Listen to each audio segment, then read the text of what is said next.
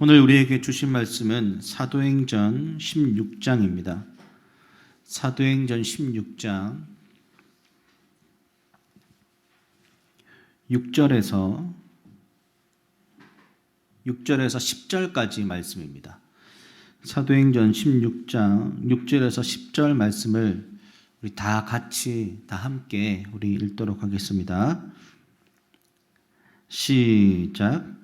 성령이 아시아에서 말씀을 전하지 못하게 하시거늘 그들이 브루기아와 갈라디아 땅으로 다녀가 무시아 앞에 이르러 비두니아로 가고자 했으되 예수의 영이 허락하지 아니하시는지라. 무시아를 지나 드로아로 내려갔는데 밤에 환상이 바울에게 보이니 마게도냐 사람 하나가 서서 그에게 청하여 이르되 마게도냐로 건너와서 우리를 도우라 하거늘 바울이 그 환상을 보았을 때 우리가 곧 마게도냐로 떠나기를 힘쓰니 이는 하나님이 저 사람들에게 복음을 전하라고 우리를 부르신 줄로 인정함이로라. 아멘. 이 시간 사도행전과 하나님의 나라 18번째 말씀이고요. 하나님의 인도를 받는 삶이라는 제목으로 목사님 말씀 증거해 주시겠습니다.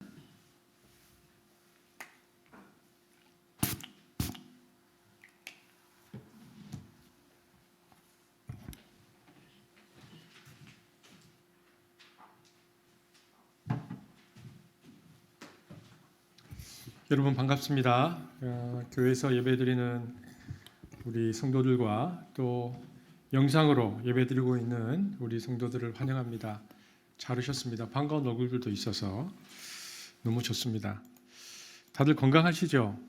지금 또 코로나로 자가격리 중인 그리고 그 이후에 또 몸을 회복하고 계신 분들도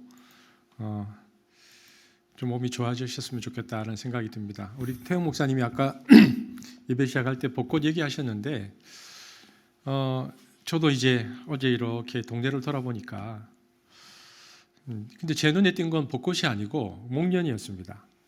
근데 목련의 색감이 너무 강렬하고 이뻐서 눈에 확 들어오는데 왜 목련이 이렇게 눈에 띌까 이런 생각을 해보니까 그냥 이게 중년의 꽃이겠구나 그런 생각을 개인적으로는 했습니다. 근데 목련이 되게 화려한데 그리고 강렬한데 또 목련이 떨어질 때는 정말 한순간에 허무하게 떨어져 버리거든요. 그래서 그것이 우리 인생과 닮았다라는 생각도 했습니다. 우리가 화려한 듯 보이지만 또 우리의 인생이 생각해 보면 한정적이고 또 하나님 앞에서 우리의 시간들을 우리가 한번 돌아볼 수 있는 그런 지혜가 있으면 좋겠다는 생각이 듭니다. 그래서 우리에게 말씀이 필요합니다. 말씀이 화려한 듯 보이지만 허무한 우리 인생 가운데 우리의 삶을 인도해 주실 것이다. 그런 생각이 듭니다. 제가 기도하고 말씀 전하겠습니다. 하나님 감사합니다. 오늘도 저희들이 말씀으로 주의 인도를 받기를 원합니다. 예배를 드리는 모든 지체들에게 하나님께서 은혜를 베푸시고 또한 한십에 속해 있는 모든 성도들의 삶에 말씀이 그들의 길이 될 수 있도록 성령님 함께하여 주옵소서. 예수님 이름으로 기도합니다. 아멘. 혹시 지난주에 우리가 어떤 말씀을 들었는지 기억나십니까? 기억이 안 날 거라고 저는 생각하지만 일주일 지나면 예루살렘 공의회 말씀을 보았죠. 사도행전 15장입니다. 사도행전 15장에서 이방인들이 복음을 받아들이는 문제 때문에 예루살렘 공의회가 열립니다. 15장 얘기인데요. 그리고 이제 이 15장 끝에 가면 2차 전도 여행이 시작됩니다. 15장 36절인데 한번 보겠습니다. 이제 예루살렘 공의회가 끝나고 앞에 화면이 있죠. 함께 본당에 계신 분들은 좀 더 크게 읽어 주십시오. 시작. 우리가 주의 말씀을 전한 각 성으로 다시 가서 형제들이 어떠한가 방문하자 하고 여기 보면 공의회가 끝나고 이제 1차 전도 여행이 끝나고 난 다음에 예루살렘 공의회가 열렸잖아요. 그리고는 며칠 후에 돼 있습니다. 이 며칠 후는 몇 년 뒤를 얘기합니다. 여기서 말하는 며칠 후는 사도 바울과 바나바는 예루살렘 공의회에서 이방인들도 이제 율법이나 할례 없이 믿음으로 구원받는다는 그 결정된 사항을 가지고 1차 전도 여행 때 개척했었던 교회들의 믿음을 다시 확고히 하고자 방문하기를 원했습니다. 그것이 2차 전도 여행의 시작입니다. 2차 선교 여행은 그래서 사도 바울이 아시아 내륙으로 더 들어가서 복음을 전하려는 선교 계획을 가지고 있었던 것처럼 보입니다. 바울은 며칠 후에 이 몇 년 동안 그래서 아시아 선교 여행을 위해서 준비를 많이 했고요. 그리고 그것이 그의 평생의 꿈이었고 오랫동안 준비해 온 선교 여행이었다는 것을 알 수 있습니다. 2차 그 선교 여행에 오른 사도 바울은 1차 선교 여행 때 설립했던 소아시아 여러 교회를 방문하면서 성도들의 몇 년 만에 만났겠죠. 그래서 이제 막 세워진 그 교회를 격려하고 성도들의 믿음을 든든히 해주면서 2차 선교 여행을 시작하고 있었습니다. 그런데 성경에 보니까 뜻밖의 난관이 그의 발목을 잡았다라고 되어 있습니다. 이 뜻밖의 난관이 무엇인지 알 수 없지만 사도행전을 기록한 누가는 그것을 이렇게 표현했습니다. 6절인데요. 함께 보겠습니다. 시작. 성령이 아시아에서 말씀을 전하지 못하게 했다. 이게 아시아로 들어가서 말씀을 전하려고 2차 전도 여행을 시작했는데 성령이 전하지 못하게 했다고 되어 있습니다. 어쩌면 성령이 전하지 못하게 했다고 되어 있지만 어쩌면 이것은 사도 바울의 건강 문제일 수도 있고요. 혹은 그 지역의 정치적인 상황일 수도 있습니다. 성령이 어찌되었든 못 가게 했다고 되어 있는데 그럼에도 불구하고 사도 바울은 어떻게 하든지 본인이 몇 년 동안 준비했기 때문에 소아시아의 서북 지역으로 들어가서 선교의 지평을 넓히려고 굉장히 애를 썼습니다. 제가 지도를 한번 띄워드리겠습니다. 여기 보십시오. 여기 보면 여러분 부르기아, 갈라디아 보입니까? 혹시 보입니까? 부르기아, 갈라디아 찾으셨습니까? 그래서 여기 보면 원래 사도 바울이 이 지도를 보면 이 부르기아, 갈라디아를 지나서 이 지역을 지나서 여기 보면 무시아라는 거 보이죠? 무시아 지도에 무시아에 이르러서 거기에서 소아시아의 이 서북 지역에 위에 보면 이 비두니아로 가려고 굉장히 애를 썼습니다. 보십시오. 부르기아, 갈라디아 지역을 지나서 무시아에 이르러서 저 무시아에서 소아시아 서북 지역의 비두니아로 가려고 굉장히 애썼다. 이게 사도행전 16장 6절 7절인데요. 한번 읽어보겠습니다. 지도 보겠습니다. 시작. 성령이 아시아에서 말씀을 전하지 못하게 하시거늘 그들이 부르기아와 갈라디아 땅으로 다녀가 애쓰되 예수의 영이 허락하지 아니하시는지라 이렇게 되어 있습니다. 누가가 이번에는 또 뭐라고 썼냐 하면은 7절에 예수의 영이 허락지 아니하였다. 그러니까 사도 바울은 두 번에 걸쳐서 성령께서 아시아로 가지 못하는 체험을 합니다. 첫 번째는 뭡니까? 성령이 아시아에서 말씀을 전하지 못하게 했다. 그래도 끊임없이 들어가려고 했는데 애쓰되 예수의 영이 허락하지 아니하였다. 이렇게 두 번 적히고 있습니다. 본문을 보면 이때 사도 바울의 마음을 좀 알 수 있습니다. 우리가 지도를 봐도 알 수 있는데 처음에 성령이 딱 막으실 때는 그것이 뭐 정치적인 문제이든 건강의 문제이든 사도 바울은 아시아 선교에 대한 자신의 계획을 내려놓지 않았습니다. 그래서 다시 길을 바꾸어서 다른 길로 뚫고 들어갈 수 없을까 해서 간 곳이 저 무시아입니다. 무시아에 이르러서 성경이 보니까 뭐라고 되어 있습니까? 그렇게 애를 썼다. 성령이 막으셨지만은 원래 몇 년 동안 준비했기 때문에 그곳에서 아시아로 들어가려고 애를 썼다고 되어 있습니다. 하지만 예수의 영이 허락지 않았습니다.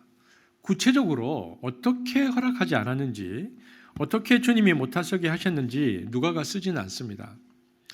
단순하게 성령이 막으셨고 예수의 영이 허락하지 않았다 이렇게만 되어 있습니다.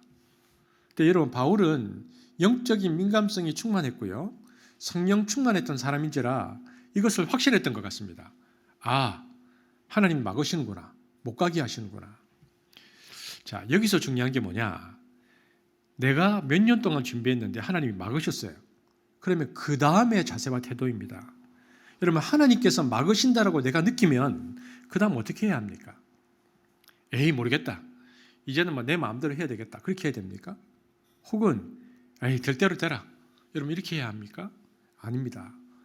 그럴 때 더 중요한 것은 그러면 도대체 하나님께서 나를 어떻게 어디로 인도하시려고 막으시지라는 생각으로 하나님의 인도를 더욱더 집중하는 것이 중요합니다. 여러분, 사람이 자기 뜻대로 자기 삶을 자행자재하면서 살 수 없는 일 아닙니까? 우리는 하나님의 인도를 받으면서 살아야 합니다. 이때 오늘 본문을 보면 하나님의 인도를 받는 아주 좋은 자세가 나옵니다. 자, 바울은 무시아에서 딱 막혔어요. 소아시아 지역으로 들어가려고 할 때, 그때 막으셨을 때 곧바로 어떤 행동을 했는가? 그는 하나님의 가로막음 앞에 겸손히 순종했어요. 여러분 보십시오. 무시아에서 보입니까? 지도에 소아시아 서쪽 끝 드로아, 여러분 드로아 보입니까 지금? 드로아 보입니까? 저는 조금 멀어서 잘 안 보이는데 드로아 보이죠? 이 드로아로 이르렀다. 8절을 읽어보겠습니다. 시작. 무시아를 지나 드로아로 내려갔다. 성령이 무시아에서 아시아로 계속 들어가려고 했는데 하나님이 막으시는구나를 딱 확신하니까 무시아에서 드로아로 내려갔다. 여러분 드로아가 어디입니까? 이 드로아는 지중해 연안의 작은 항구입니다. 이 드로아에서 연안 항해를 통해서 소아시아 지역뿐만 아니고 여러 지역으로 갈 수 있는 교통의 요충지가 이 드로아입니다. 거기서 이 지도를 지금 여기는 작지만 크게 확대해 보면 그리스로 갈 수도 있고 로마로 갈 수도 있고 북아프리카로도 갈 수 있고 스페인 끝까지 갈 수도 있고요. 특별히 자신이 파송받았던 에베소나 안디옥으로 돌아갈 수 있는 여러 가지 통로가 허브가 드로아 항구였습니다. 그렇다면 누가가 드로아로 내려갔다. 무시아에서 드로아로 내려갔다. 그렇다면 드로아로 내려갔다는 것이 하나님의 인도를 받는 데 있어서 도대체 어떤 태도를 보여주는 의미일까요? 여러분, 그가 드로아로 내려갔다는 말은 이제 그가 자신의 아시아 선교 계획을 내려놓았다라는 뜻입니다. 이것은 중립지대로 갔다라는 의미입니다. 아무 곳으로나 사방팔방 어느 곳으로나 갈 수 있는 중립적인 지중해 연안의 항구 도시에서 그는 하나님의 새로운 인도를 기다리고 있었습니다. 여러분, 이것은 하나님의 인도를 받는 데 있어서 너무나 중요한 태도입니다. 자신이 고집하던 곳에 머물러 있지 않고 자신의 아집, 또 자신이 오랫동안 계획했던 계획을 기꺼이 내려놓고 심지어는 자신의 비전조차도 내려놓고 어느 곳이든 갈 수 있는 중립지대에서 하나님의 뜻을 기다리는 아름다운 순종의 모습을 누가가 그릴 때에 그는 드로아로 내려갔다 이렇게 표현했습니다. 여러분, 많은 사람들이 자신의 계획에 대한 집착을 잘 벗어나지 못합니다.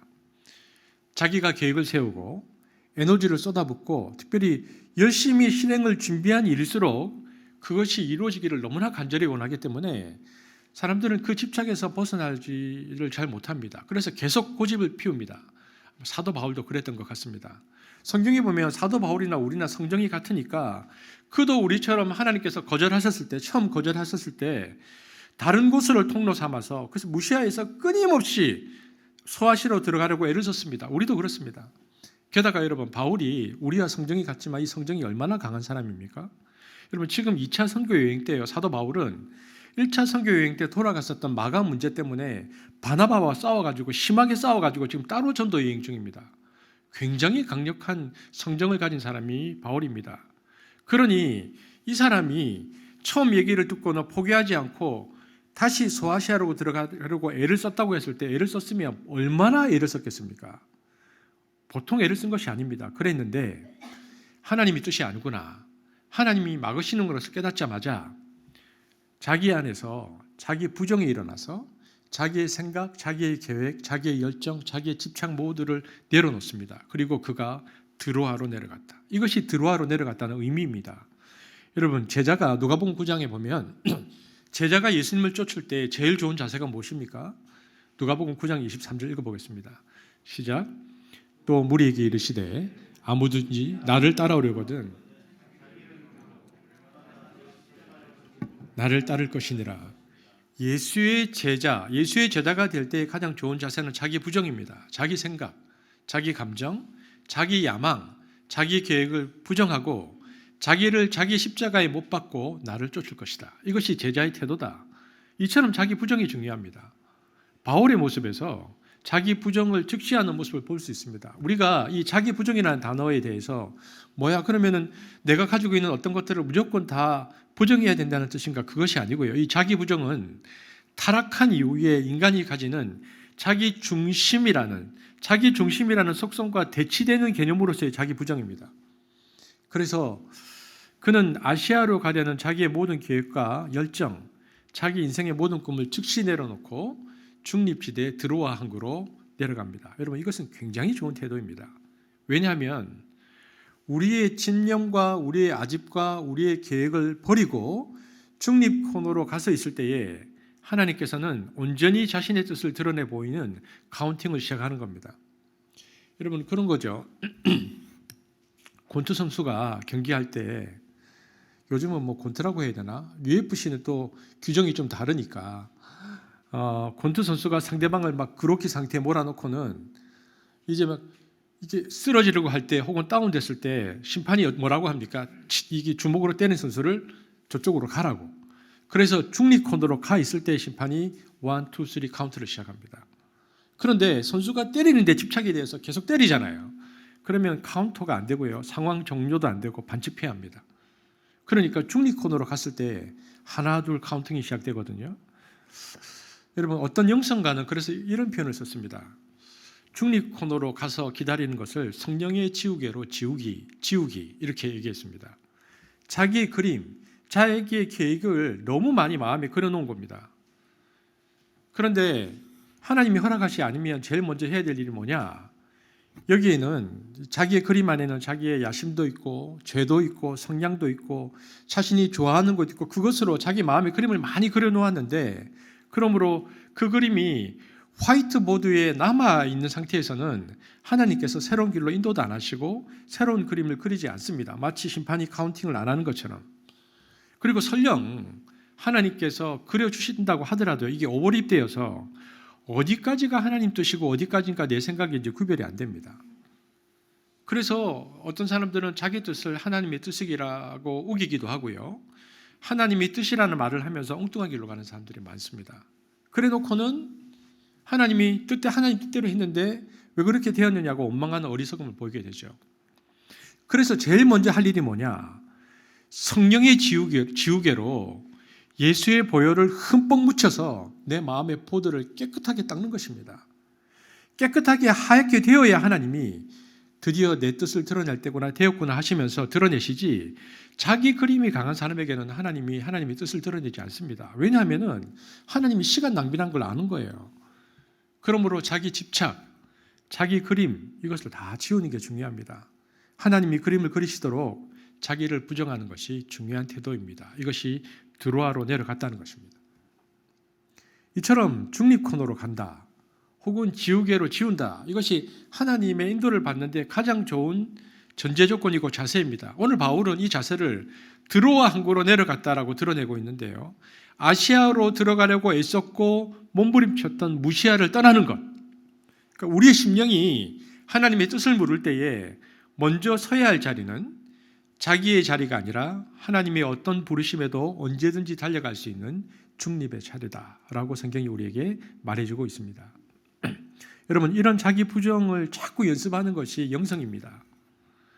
그동안 기독교는 이 순복음의 영향을 좀 많이 받아서 그런지 몰라도 기도하고 원하는 것은 다 이루어진다, 혹은 어떤 내가 원하는 본문이 딱 내 마음에 맞았을 때 그 본문을 막 붙들고 떼쓰는 기도를 많이 했습니다.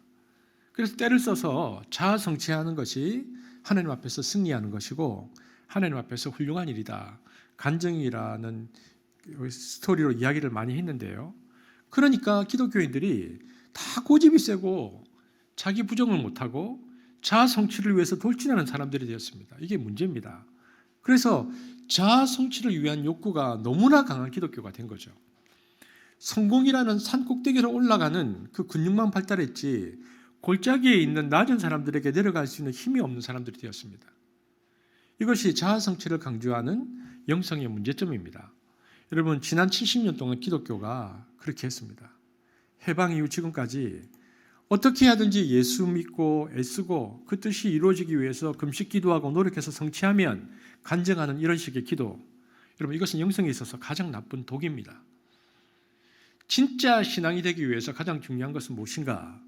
주님을 쫓으려면 자아 성취를 하고 쫓는 게 아니고 자기를 부인하고 자기를 십자가에 못 박고 나를 쫓아오너라. 예수님께서 그렇게 말씀하셨습니다.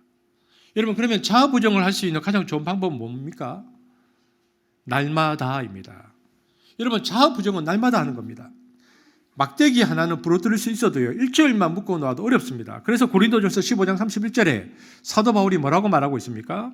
나는 날마다 죽노라. 사도 바울의 내용입니다. 매일 자아를 부정하는 게 뭘까요? 큐티입니다. 이것이 하나님의 인도를 받는 가장 좋은 자세입니다. 여러분, 내일부터 다시 50일 하나님 나라 큐티를 시작합니다. 여러분, 한번 지난번 1차 때 안 하셨던 분들은 꼭 도전해 보시기를. 왜냐하면은 하나님 나라 큐티는 매일매일 자기를 부정해 보는 연습입니다. 영성의 훈련이거든요. 굉장히 좋습니다. 그래서 자아 부정의 가장 좋은 방법은 날마다입니다. 여러분, 드로아로 내려갔더니 하나님이 인도가 시작되었는데 하나님이 환상을 보여주십니다. 사도행전 16장 9절입니다. 한번 보겠습니다. 읽겠습니다. 시작.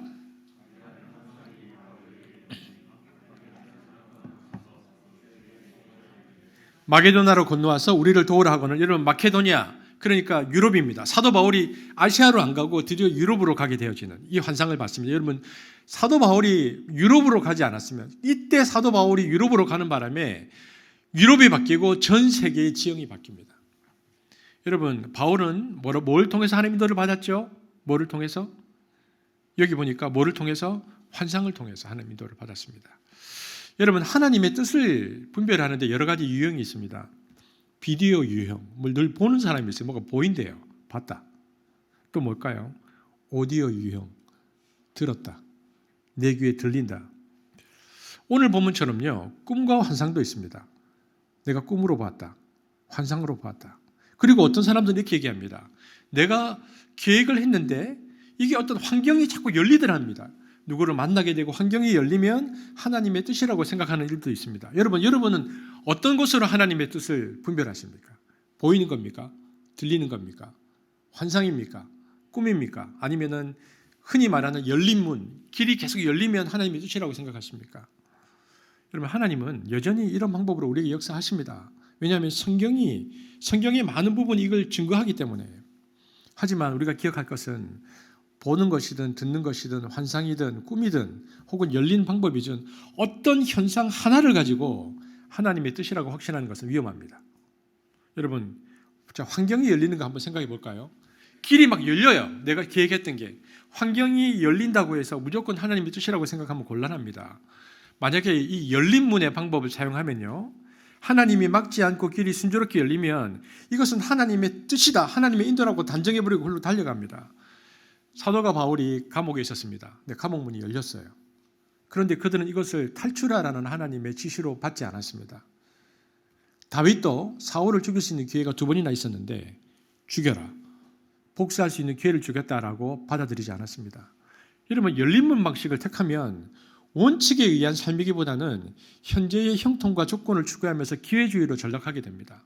그래서 어떤 하나를 가지고 이것이 하나님의 뜻이라고 생각하는 것은 위험합니다. 방법이 무엇이든 중요한 것은 자아의 소리와 하나님의 뜻을 내가 분별해낼 수 있는 것입니다.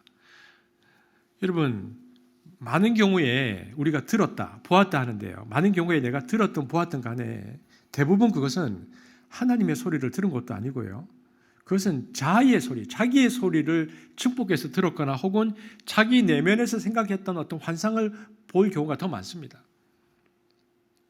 그래서 가장 중요한 것은 기도나 묵상 중에 어떤 영적인 현상이나 확신 같은 것들이 들어와서 내가 하나님의 인도를 받을 때 그것이 하나님의 소리인지 자아의 소리인지를 구별하는 것이 중요합니다. 자, 여러분, 그렇다면 이거 어떻게 구별해야 할까요? 이게 내 생각인지 하나님의 뜻인지를 어떻게 구별할 수 있을까요? 본당에 계신 분 가운데 맞추시는 분에게 제가 뭔가를 드리겠습니다. 여러분, 이거 굉장히 어려운 문제죠. 이게 내 생각인지 하나님 뜻인지. 이 부분에 대해서 여러분, 그래서 제가 선물이라고 말한 게 있습니다. 매우 좋은 책이 하나 있습니다. 달라스 윌라드라는 사람이 쓴 책인데요, 하나님의 음성이라는 책이 있습니다. 여러분, 굉장히 좋은 책입니다. 이 책이 출판된 그 해에 이 책의 평가가 세계 복음주의 진영에서 가장 중요한 책이 나왔다고 평가했던 교과서적인 책입니다. 매우 두꺼운 책인데 그 책은 어떻게 되어 있냐면 기독교 2000년 동안 하나님의 인도를 받은 사례들을 다 모았어요. 그리고는 이걸 신학적으로 딱 정돈을 했어요. 하나님의 인도를 어떻게 구별해야 하는가. 그는 세 가지로 구별된다고. 두꺼운 책인데 요약하면 그렇습니다. 세 가지로 구별된다. 하나님의 음성이 임하면, 확실한 하나님의 음성이 임하면 세 가지인데, 첫 번째는 권위, 오소리티 권위. 두 번째는 샬롬, 평화. 세 번째는 월십, 경배다. 이게 그 두꺼운 책의 요약입니다. 첫 번째 보십시오. 권위. 여러분, 하나님의 뜻은 사람의 생각과는 달라서 천지 만물을 창조하시고 모든 만물을 순복할 수 있는 권위가 있는 말씀이기 때문에, 이것이 진짜 하나님의 말씀에서 하나님의 음성이 임하면요, 나타나는 첫 번째 현상은 압도적인 권위가 일어난다는 것입니다. 그래서 순간적으로 순복이 일어납니다. 순종이 일어납니다. 거기에 대해서 이게 뭐지? 이게 하나님의 뜻이지? 왜 이러지?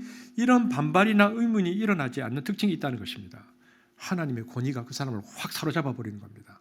하나님의 뜻이 임하면. 그래서 2000년 동안에 수많은 사람들이 하나님의 인도를 받은 특징 가운데 하나가 하나님의 압도적인 권위다. 그 권위 앞에서 사람들은 압도된다. 그때 하나님의 인도의 확률이 크다. 첫 번째. 두 번째는 샬롬입니다. 평화. 하나님의 뜻이 임할 때에 우리 자아의 내면에는 불안하고 흔들리고 폭풍이 적던 모든 순간이 순식간에 멈추고 평화가 임한다는 것입니다. 사도 바울은 이것을 빌립보서 4장 6절 7절에서 그 유명한 평안에 관한 기도 이야기를 합니다. 읽어볼까요? 사도 바울이 이렇게 얘기했는데, 하나님의 음성이 임하면 이런 일이, 하나님의 인도가 있으면 우리 내면에 이런 일이 있다는 것입니다. 시작. 아무것도 염려하지 말고 감사함으로 하나님께 아리라. 그리하면 모든 지각에 뛰어난 하나님의 평강이 그리스도 예수 안에서 너희 마음과 생각을 지키시리라. 보십시오. 주님께서 염려하지 말고 기도하라. 그러면 어떤 일이 있습니까? In Christ, 그리스도 예수 안에서 기도할 때 어떤 일이 일어납니까? 너희 마음과 생각을 지키신다. 여러분, 마음과 생각은 염려가 들어오는 두 가지 통로입니다. 먼저 생각으로 들어오죠. 생각 많은 사람은 염려가 진짜 많습니다. 그래서 밤에 잠을 못 자요. 더 무서운 것은 마음입니다. 이 마음은 오늘날로 말하면 무의식을 말하는데, 성경에서 마음이라는 것은 인격의 지성소입니다. 여러분, 사람의 영혼이 어디에 있습니까? 제가 질문해 보겠습니다. 뇌에 있습니까? 사람의 영혼이? 심장에 있습니까? 어디에 있습니까? 마음은 허트인데요, 이것은 보이지 않는 영적 기관입니다.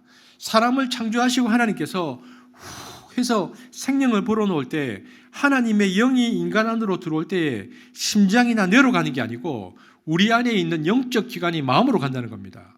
그 안에 내 영혼이 거주하고 그 안에 예수를 믿는 사람은 성령께서 들어오셔서 그 안에 성령께서 거하시고 계십니다. 여러분, 성령이 없는 사람은 그래서 뭘까요? 자기 영만 있습니다. 자기 영만 있는 사람 또 뭡니까? 귀신을 섬기면 악령이 들어오죠. 자기 영만 있는 사람, 악령이 있는 사람, 성령과 함께 있는 사람.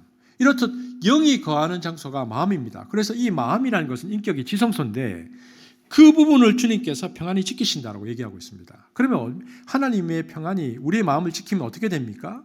우리의 의식, 그러니까 우리의 생각, 의식과 마음, 무의식까지 우리 심층 의식도 지키신다는 겁니다. 염려가 들어오는 두 가지 통로를 딱 다 지켜버린다는 겁니다. 그러면 영적인 두려움이나 영적인 공포나 염려가 사라지고, 그때부터 이상하게 내가 어제까지만 해도 잠을 못 이뤘는데, 불과 1시간 전만 해도 내가 막 어떻게 할지 몰라서 방방 뛰었는데 이상하게 평안이 임하고 기쁨이 회복되고 감사가 생기고 영혼이 힘을 얻기 시작해서 강건해져서 하나님과 계속해서 기도할 호흡이 나온다는 겁니다. 영적 호흡이 시작되는데 그 응답이 항상 평안으로 온다. 그래서 이 하나님의 평강을 어떻게 설명하는가? 4장 7절에 뭐라고 되어 있습니까? 모든 지각에 뛰어난 하나님의 샬롬이라고 표현했습니다. 모든 지각에 뛰어난 하나님의 평강이, 자 읽어볼까요? 4장 7절 시작. 모든 지각에 뛰어난 하나님의 평강이 그리스도 예수 안에서 너희 마음과 생각을 지키신다. 여기서 지킨다는 표현이 군사용어인데 로마 군인들이 죄수를 지킬 때 쓰는 단어입니다. 로마 군인들이 죄수를 지킬 때 얼마나 철저하게 지켰냐면, 죄수가 도망가면 어떻게 됩니까? 자기 목숨으로 변상해야 했습니다. 그래서 바울이 빌립보 감옥에서 바울과 실라가 찬송 부르다가 옥문이 열리고 그 이후 죄수가 도망간 줄 알고는 간수가 죽으려고 했잖아요. 자살하려고 했어요. 칼을 들어서. 그렇게 무섭게 지켰습니다. 목숨 걸고 로마 군인들이. 그런데 그 단어를 썼습니다. 모든 지각에 뛰어난 하나님의 평강이 그렇게 로마 군인 이상으로 그리스도 예수 안에서 밤낮 없이 우리를 지킨다는 겁니다. 여러분, 사람의 지각은 과거와 현재까지만 합니다. 미래는 희미하게 예측할 뿐이죠. 그러나 미래까지 확실히 아는 분은 오직 하나님뿐입니다. 모든 지각에 뛰어난 하나님. 그분이 우리의 삶을 인도하실 때는 우리 미래의 갈 길을 아시는 주님이 인도하시는 거니까 우리 하나님께서 우리의 과거와 현재와 미래의 모든 것, 이 지각, 이 모든 것을 아시는 지각에 뛰어난 하나님께서 우리에게 인도하시면서 이게 평강이 딱 들어오는데 불안함이 사라집니다. 여러분, 그래서 평강이 내 마음을 지키면 하나님의 뜻에 가깝습니다. 다른 사람들은 이거 어떻게 해요? 그 상황에서 그거 어떻게 하려고 그래요? 그런데 내 마음에 너무 큰 평강이 오는 것입니다. 그러면 하나님이 뜻일 확률이 크죠. 그런데 내 생각이 너무 불안하다. 기도하고 했는데도 내가 너무 자꾸 불안하다. 그래서 하나님의 뜻이라고 스스로 생각하면서도 왠지 불안하고 이러면 이 정말 하나님의 뜻일까 한번 생각해 볼 필요가 있습니다. 하나님의 뜻이 불안을 올 리가 없거든요. 그래서 하나님의 뜻을 분별하는 방법 첫 번째가 압도적인 하나님의 권위가 나에게 있는가. 두 번째는 평강이 임하는가. 그래서 압도적 권위로 인해서 순종과 평강이 나에게 임하면 이것이 하나님의 뜻일 확률이 높죠. 세 번째가 독특한데 안 보고 아까 세 번째가 뭐라고 되어 있었습니까? 권위. 그리고 세 번째가 뭐라고 있었죠?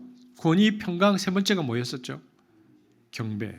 여러분, 경배가 워십이라고 하는데 여러분, 제가 이게 설명하겠습니다. 이 부분이 굉장히 독특한 겁니다. 여러분, 토마스 머튼이라고 혹시 들어보셨습니까? 가톨릭 사제가 있습니다. 이분이 20세기의 최고의 영성가입니다. 헨리 나우엔의 멘토 역할도 했고요. 이분은 명상만 한 게 아니고 명상이 조금 부족한 사람들 있잖아요. 남미 해방 신학자들, 남미 운동가들도 다 이분께 토마스 머튼께 멘토링을 받았습니다. 그래서 사회운동을 하거나 혹은 개혁운동을 하다가 기도가 약해지면은 토마스 머튼을 만나서 신앙의 힘을 다시 얻고 하나님과 교제가 회복되어지는 유명한 20세기의 영성적 멘토가 토마스 머튼입니다. 그런데 이 토마스 머튼의 아주 중요한 특징은요, 이분이 동양 영성을 굉장히 많이 연구하고 수행했다는 것입니다. 여러분, 이분이 일본에 와가지고요, 일본에 가서 5년씩 선불교에 들어가서 좌선을 했습니다. 가톨릭 사제가. 여러분, 절에 들어가서 스님처럼 똑같이 앉아서 5년 동안 좌선을 했던 사람입니다. 그래서 인간의 내면과 영성에 관해서 굉장한 다양한 체험과 경험을 했는데 이분이 쓴 책이 칠증산이라는 책이 있는데요. 이 책이 뉴욕 타임즈 커버 스토리로 쓰였습니다.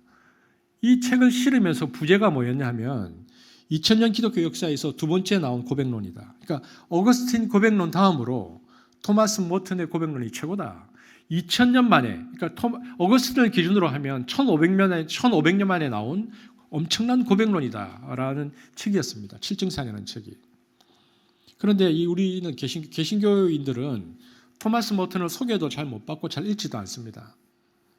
여러분, 그러나 이 토마스 머튼은 우리가 꼭 알아야 할 영성에 관해서는 아주 중요한 분이죠.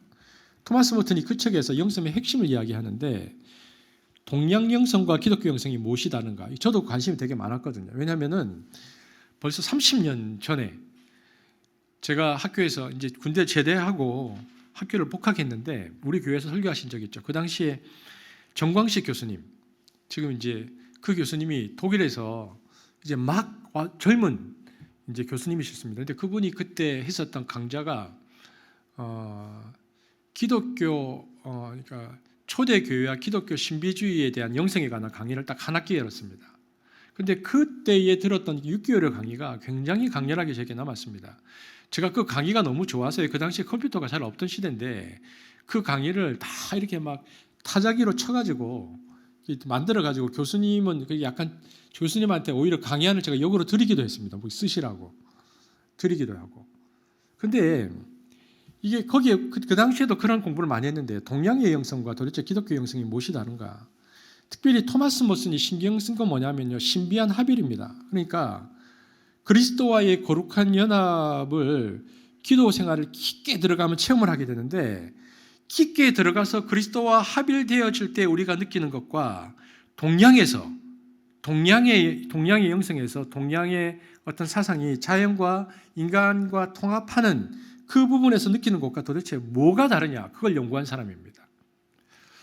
여러분 동양은 이렇습니다. 동양의 사상은 기도와 묵상을 통해서 내가 하늘과 통합되고 땅과 통합되고 그래서 불교에서 말하는 이걸 뭐라고 하냐면 범아일여라고 하잖아요. 범아일여 불교에서 말하는 자연과 내가 하나가 되어지면 색즉시공 공중시색이 일어나서 그 뒤에 본내가 사라지고 그러니까 나라는 존재도 이 자연과 합일이 되면서 모든 본내가 사라지고 그 본내가 사라지는 순간을 열반이라고 하는데 이 열반을 체험하면 스피리추얼 엑스타시 그러니까 영적인 황홀 상태에 들어가게 되는데 이것이 동양영성의 핵심이다. 이걸 뭐라고 말하면 쉽게 말해서 소위 말해서 도가 튼다는 겁니다. 그러니까 자연과 내가 다 사라지고 내가 하나가 되면서 내가 어떤 황홀 상태로 딱 들어가 버리는데 열반 도가 튼다. 그러나 토마스 모트는 일본에서 5년 동안 자선하면서 이런 얘기를 합니다. 인간이나 모든 자연은 다 하나님의 피조물이다. 물론 인간은 다른 피조물에게는 없는 하나님의 형상이라는 게 주어졌지만 하나님의 형상이라는 독특한 영혼의 부분을 주었지만 나머지 부분은 거의 비슷하다. 그래서 속성이 비슷한 부분들이 있다. 그래서 둘 사이가 깊은 묵상을 하다 보면 자연과 인간이 뛰어넘어서 합일이 될 수 있다는 겁니다. 이때가 되면 동양에서 말하는 것처럼 너와 나의 구별이 없어지고 신비한 연합, 영적인 엑스타시가 일어났는데 여기까지는 자기가 해보니까 동양의 영성과 비슷하다는 겁니다. 기독교의 영성이. 그런데 차이점이 뭐냐? 더 깊게 들어가 버리면은 동양의 영성은 자연도 나도 하나가 되어져서 내가 없어지는 상태가 되는데 그런데 하나님을 대상으로 기도하고 집중하고 명상할 때는 어떤 일이 일어나는가? 그러니까 들어가서 그 예수님과 신비한 연합, 그리스도와 깊은 연합으로 들어가면 내가 그리스도 안에, 그리스도께서 내 안에, 내가 말씀 안에, 말씀이 내 안에 이것이 체험될 때 어떻게 되는가? 그런데 들어가 보니까 합일이 안 되더라는 겁니다. 하나님과 내가 연합이 일어나는데도 불구하고 그러니까 죄가 사라지고 거룩한 상태에서 죄가 깨끗이 씻김받는 상태에서 하나님과 거룩한 연합을 경험했는데도 불구하고 동양 영성과의 차이가 거기서 딱 드러나더라는 겁니다. 왜냐하면 그분은 하나님이시고 창조주시고 나는 피조물이기 때문에 깊게 딱 들어가니까 이 격의 차이, 이 질적의 차이가 더 크게 느껴져서 합일이 안 되더라는 겁니다. 그러니까 깊게 들어가면 들어갈수록 하나님의 되심, 그 초월성이 더 높아지고 자기가 피조물이라는 그 피조물 인식이 더 깊어진다는 겁니다. 그러면서 나오는 현상이 모든 피조물이 처음 창조되었을 때 하나님께 가졌던 태도, 하나님께 영광을 돌리게 되더라. 그래서 이 동양 영성과는 달리 동양 영성은 합일되는 순간에 황홀 상태에 빠지고 무시간적인 상태로 들어가는 대신에 그리스도와의 신비한 연합을 성령 안에서 체험하고 나면은 그렇게 되어지는 게 아니고 더 정신이 또렷해지고 맑아지고 하나님 되심이 더 깊게 인식되면서 경배를 드리게 된다. 예배를 드리게 된다. 그래서 기독교 영성의 가장 핵심은 경배다. 그가 그렇게 말합니다. 여러분 이것이 요한계시록 20장 상황인데요. 천국에 가 있는 성도들이 죄도 모두 용서받고 하늘에 가 있는 상태인데 주님을 향해서 뭘 합니까? 경배를 드립니다. 온 피조물과 함께 하나님께 경배한다고 되어 있습니다. 이 대표적인 예가 선지자 엘리야입니다. 엘리야가 하나님을 체험했을 때 어떻게 했는가? 여러분 열왕기상 19장 12절 13절 보겠습니다. 엘리야가 하나님을 경험하고 이렇게 반응했습니다. 읽겠습니다. 시작.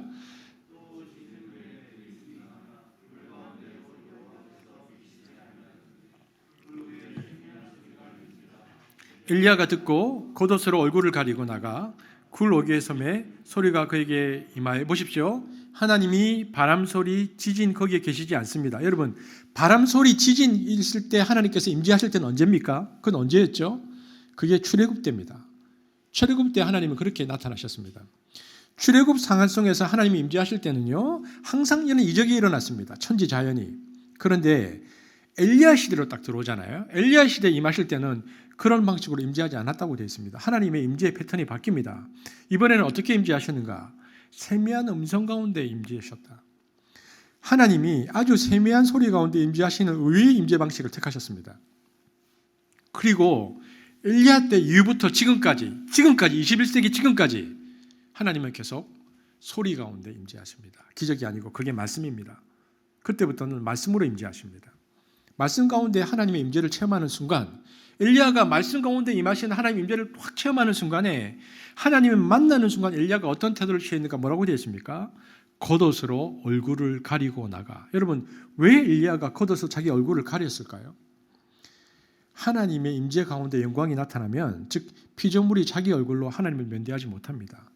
이 창조물과 피조물의 격의 차이, 영광의 차이 때문에 보지를 못합니다. 그래서 여러분, 이사야서 6장을 보면 성전에 하나님의 영광이 가득 차니까 죄 없는 영물인 천사조차도 날개가 양쪽에 셋이 6개가 있었는데 가운데 날개로만 날고 위에 날개로는 얼굴을 가리고 뒤에 날개로는 자기 발을 가린다. 왜냐하면 영광의 하나님을 천사조차도 보지 못했다. 여러분 읽어볼까요? 이사야서 6장 2절 3절 보겠습니다. 시작.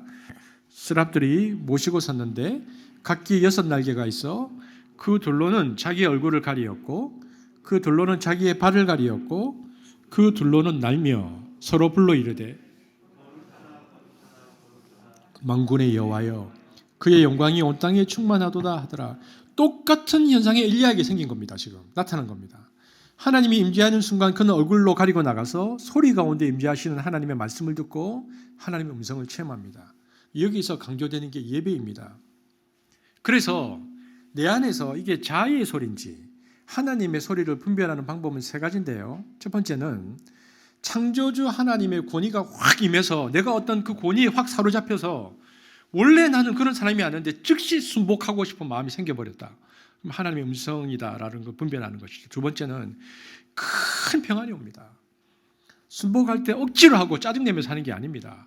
거룩한 정서가 생깁니다. 그래서 기쁨으로 평안 가운데 그 일을 하게 되는 것입니다. 세 번째는 영광, 경배와 찬양이 일어납니다. 하나님께 예배를 드리게 됩니다. 여러분 그래서 여러분 보시면 동양 영성에서는 예배가 없습니다. 그냥 멍한 상태에서 그냥 멍 때리다 오는 겁니다. 동양 영성은. 여러분 이것을 구분해냈다는 게 토마스 모턴이 진짜 대단한 사람입니다. 이거는 머리로 나오는 게 아니거든요. 책을 통해서 나오는 게 아닙니다. 일본 선불교에 들어가서 명상훈련을 5년이나 했습니다.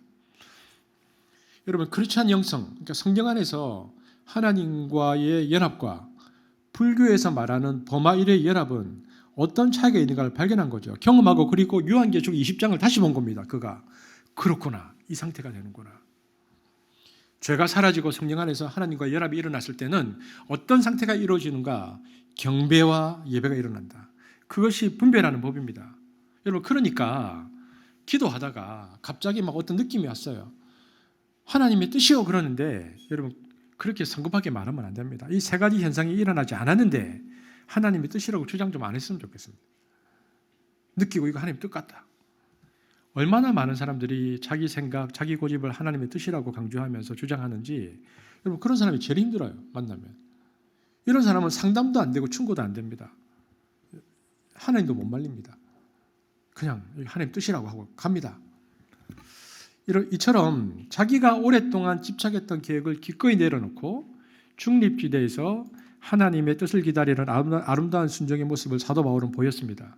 자, 그러자 그때 무슨 일이 일어났는가? 저 유명한 마케도니아의 환상이 그 밤에 보인 것입니다. 사도행전 16장 8절 9절 보겠습니다. 시작.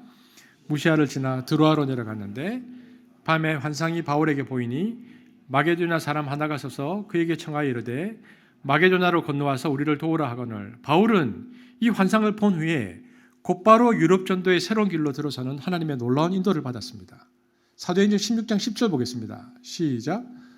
바울이 그 환상을 보았을 때에 우리가 꼭 마게도냐로 떠나기를 힘쓰니 이는 하나님이 저 사람들에게 복음을 전하라고 우리를 부르신 줄로 인정함이러라. 여기 보니까 모이는 단어가 뭡니까? 힘쓰니. 우리는 여기에서 너무나 귀한 바울의 태도를 봅니다. 그는 자신이 계획이 좌절되었다고 생각하지 않았다는 것입니다. 그가 생각했던 하나님의 나라와 영광의 방법이 아니었을 때 할지라도 그는 중립지대에서 하나님의 다른 인도를 확신하는 순간 마게도냐로 유럽으로 떠나기를 힘썼다. 주님은 이렇게 말씀하신 것입니다. 그래서 결국 바울에게 뭐라고 물으신 것인가? 네가 나를 섬긴 건지 네 꿈을 섬긴 건지 내가 보고 싶다. 저도 마찬가지입니다. 혹시 몰라서 김태형 목사님 제 그 가방에 이 선을 좀 주십시오. 이 배터리가 거의 다 된 것 같은데 저도 마찬가지입니다. 제가 제 목회를 내려놓는 순간 하나님의 목회가 시작된다는 걸 저는 압니다. 이처럼 하나님의 인도는 항상 자기의 계획을 자기의 마음판에서 완전히 백지 상태로 지어버리고 뜻대로 하시라고 철저한 자기 부정을 할 때만 임하는 것입니다.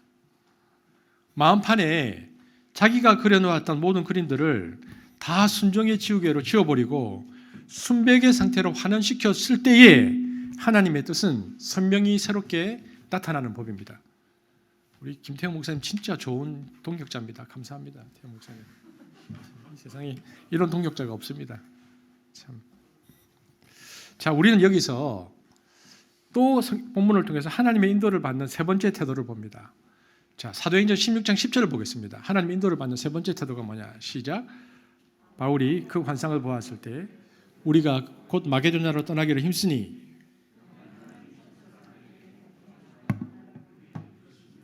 여러분 사도행전 16장 10절에서 변화를 본 분들은 대단한 분입니다. 여기서 갑자기 사도행전에서 주어가 바뀝니다. 여러분 사도행전을 보면요 I 섹션과 V 섹션으로 구분이 됩니다.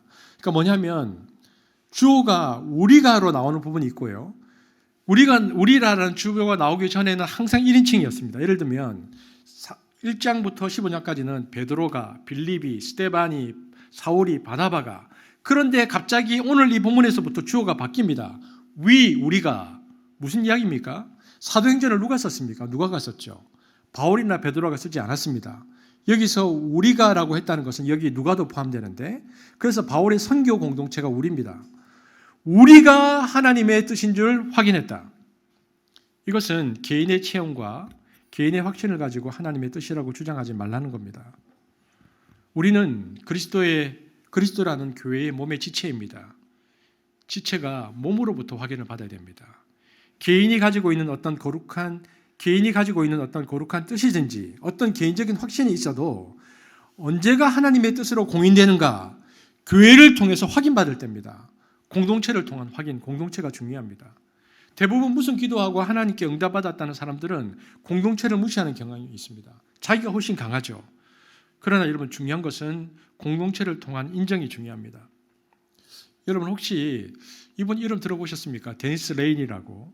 데니스 레인이 영국 OMF 출신의 선교사인데 지금부터 한 20년 전에 한국에 계속 많이 오셨습니다. 강의 세미나 엄청 많이 하셨던 분입니다.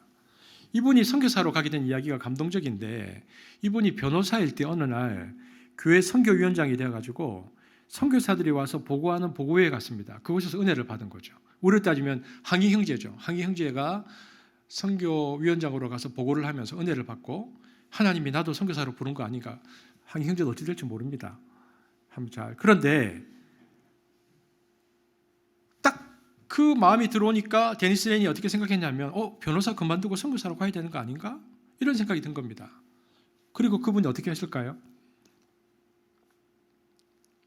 그날 이후로 이 얘기를 아무에게도 말하지 않았다. 부인에게도 말하지 않았습니다. 그리고 2년이 지납니다. 2년이 지난 다음에 부인이 선교사 부인들 모임에 가서 기도하는데 기도 모임에 갔다가 돌아와서는 데니스 레인에게 뭐라고 말하냐면 여보 하나님이 우리를 선교사로 부르시는 것 같아요 라고 말합니다. 그때 데니스 레인은 변호사로 일하고 있었는데 아내에게 이렇게 말합니다. 여보 내가 당신의 입에서 그 말이 나올 때까지 기도했다. 이게 뭡니까? 가족 공동체의 인정을 받은 겁니다.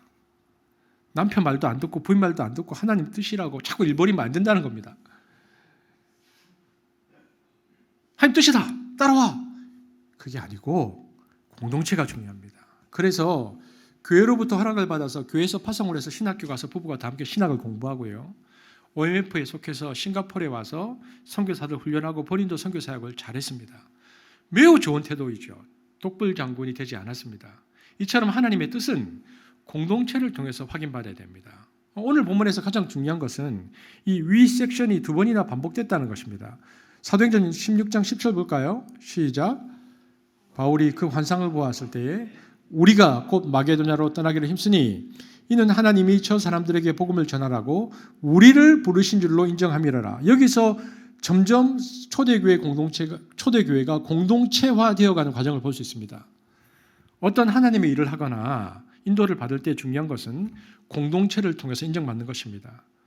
우리가 정말 교회가 주님의 몸이라고 여긴다면 그 몸의 지체인 우리 자신은 하나님의 인도를 그 몸을 통해서 확인받아야 합니다. 저는 터가 그래서 중요하다고 생각합니다. 한석교의 터는 이 둘의 관계를 연결하면서 확신받는 너무나 중요한 곳이 됩니다. 터에서 나의 기도 제목을 공유하고 이거 하나님 뜻인 것 같은데, 내가 사업을 새롭게 하려고 하는데, 내가 자녀의 문제를 이렇게 결정하려고 하는데 기도 가운데 하나님 어떤 뜻도 왔어요. 그러나 이 하나님의 뜻을 구함을 함께 나누면서 시간을 통해서 다른 분들도 함께 기도하고 공동체 역시 그 생각과 마음을 공유하고 지지하고 격려할 때까지 기다리는 거, 이게 굉장히 중요합니다. 그래서 터의 나눔이 중요한 겁니다. 바울은 내가 환상 보았으니까 가자, 날 따라와 하지 않았습니다. 우리들과 함께 인도를 확인했다. 누가 같습니다. 이처럼 여러분, 하나님의 인도를 받는 방식은 첫 번째 뭡니까? 중립지대로 가서, 두 번째 하나님의 음성이 임하면 권위와 순복, 평안과 거룩한 정서, 경배와 찬양이 일어나는데 이를 통해서 확인하고, 그리고 곧바로 가는 게 아니고 세 번째 공동체를 통해서 검증받는 겁니다. 그래서 이게 하나님의 인도구나. 자, 그러면 제가 이 질문을, 본질적인 질문을 한번 던져보겠습니다. 우리가 이토록 하나님의 인도를 받으려고 하는 이유가 무엇입니까? 하나님의 음성을 우리가 듣고 알기 위해 노력하는 이유는 그것을 우리가 꼭 알아야지만이 하나님의 뜻이 이루어지는 게 아니라 이것을 추구하는 과정 중에서 우리가 점점 하나님의 성품에 참여하는 하나님의 형상으로서의 변화를 가져올 수 있기 때문입니다.